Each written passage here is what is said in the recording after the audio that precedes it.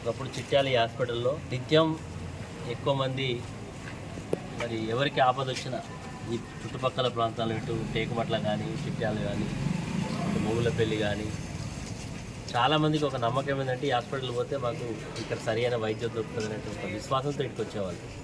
అంటే డెలివరీస్ కూడా రోజు 5-6 డెలివరీస్ అయ్యేది.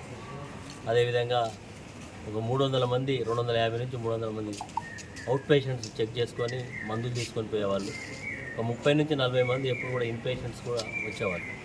కానీ దురదృష్టం కొద్దీ ఈ ప్రభుత్వం అధికారంలోకి వచ్చిన తర్వాత ఈ హాస్పిటల్ పూర్తిగా నెగ్లెక్ట్ చేయబడ్డది.